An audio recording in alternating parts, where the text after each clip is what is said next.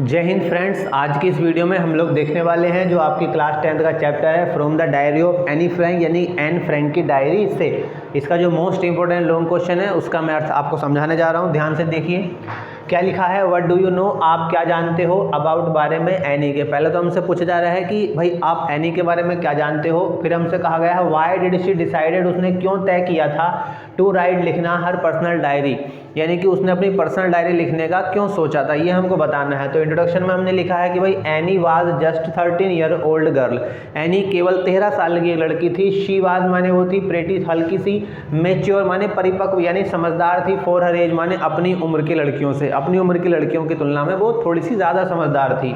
She had a good, वो रखती थी एक क्या, गुड फैमिली, यानी कि उसका एक अच्छा खासा परिवार था। शी हैड लविंग पेरेंट्स, उसके माता पिता बड़े प्यारे थे।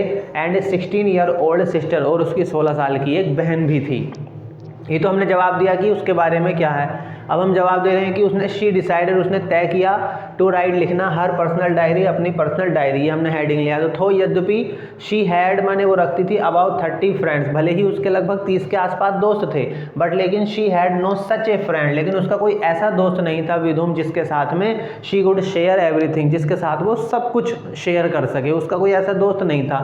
शी थॉट माने उसे लगता था, उसे क्या लगता था कि friends could not get so closer, यानी कि दोस्त जो है वो इतने करीबी नहीं हो सकते कभी भी, दैट जिनके साथ में शी कुड टेल, वो बता, जिन्हें वो बता पाए हर पर्सनल एक्सपीरियंस। उसको ऐसा मानना था कि दोस्त कभी भी उतने करीब नहीं हो सकते जिनके साथ वो अपना जो पर्सनल एक्सपीरियंस है वो शेयर कर सके।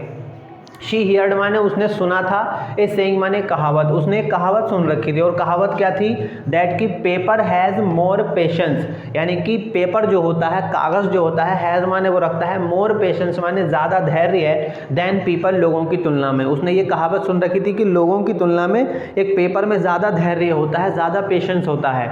पेपर्स मेक ए डायरी, और पेपरों को मिल के क्या बनती है, एक डायरी बनती है। तो हैंड्स माने इसीलिए a diary was notebook, diary ही वो नोटबुक थी, विच जिसको शी कुड कॉल, वो कह सकती थी हर क्लोज फ्रेंड। तो डायरी ही, डायरी मतलब उसने कहावत क्या सुनी कि पेपर में इंसानों से ज़्यादा, पेपर के अंदर इंसानों से ज़्यादा धैर्य होता है, वो किसी की बात को छुपा के रख सकते हैं। ठीक है जी। अब पेपर जब बहुत सारे होंगे तो वो क्या बन जाएगा, एक डायरी बन जाएगी। तो इसलिए वो डायरी ही वो नोटबुक थी जिसको she could call her close friend, जिसको वो अपना करीबी दोस्त कह सकती थी। बिकॉज क्योंकि डायरी जो है कीप्स माने वो रखती है द सीक्रेट सेफ, क्योंकि डायरी में जो गुप्त बातें होती हैं, सीक्रेट बातें होती हैं, वे सुरक्षित रहती हैं, अनलेस, जब तक कि नहीं, इट इज़ स्टोलन, इसको चुरा लिया जाता है, बाय समवन, किसी के द्वारा, मतलब जब तक आपकी डायरी चोरी नहीं होती है तब तक आपके सीक्रेट जो है वो सेफ रहेंगे। तो conclusion, this was the reason, भैया यही वो कारण था, she decided to take write her personal diary, कि उसने अपनी पर्सनल डायरी लिखने का तय किया। ये इसका हिंदी में अर्थ था। अगर कोई दिक्कत है तो आप एक बार वीडियो फिर से देख लीजिए, और कुछ कहना चाहते हैं तो नीचे डिस्क्रिप्शन में जो है व्हाट्सअप नंबर है, आप उसमें मैसेज कर सकते हैं, नहीं तो आप सीधे कमेंट करिए और उस पर भी कुछ ना कुछ पूछ सकते हैं, मैं कोशिश करूँगा जवाब देने का। अगर आप इसको लिखना चाहते हैं तो आप इसका स्क्रीनशॉट ले लीजिए।